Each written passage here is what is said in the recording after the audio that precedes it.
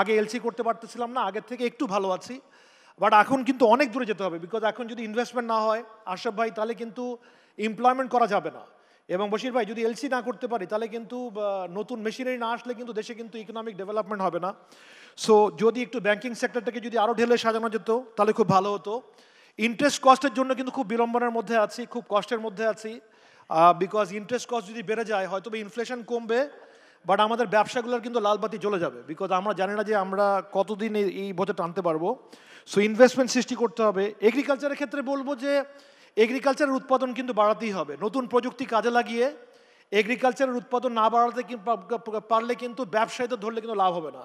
মুরগির দাম আমরা বাড়াচ্ছি না, ডিমের দাম, আর যে ব্রয়লারের দামও কিন্তু আমরা বাড়াচ্ছি না। মেইন কথা হলো যদি উৎপাদন যদি না বাড়ে তাহলে কিন্তু এগ্রিকালচার সেক্টরে কিন্তু মানুষের মুখে হাসি ফোটানো যাবে না।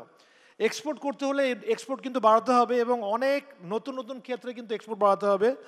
বশির ভাই, এখানে আমার যেটা দরকার সেটা হলো পার্শিয়াল বন্ড খুব দরকার।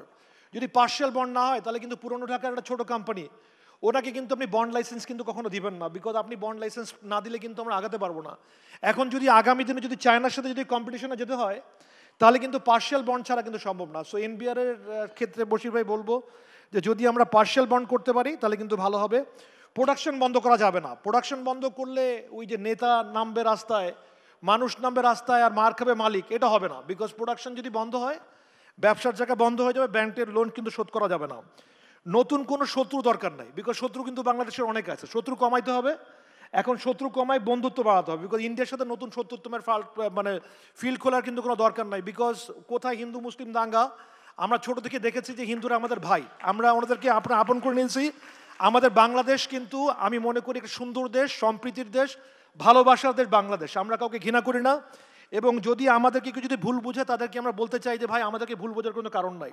যদি প্রয়োজন হয় আগাতে হবে, আমাদের দেশের সম্প্রীতি সৃষ্টি করতে হবে এবং ইন্ডিয়াকে ভালোবেসে আরও কাছে টেনে নিতে হবে, যেন আমরা আরও ইন্ডিয়ার সাথে ব্যবসায়িক সম্পর্কে আবদ্ধ হতে পারি, আরও এগিয়ে যেতে পারি এবং ভালো থাকতে পারে। এবং ফিসক্যাল মেজার, মনিটারি মেজার নিয়ে অনেক কথা বলেছেন আশরাফ ভাই, সব কিছুর সাথে একমত।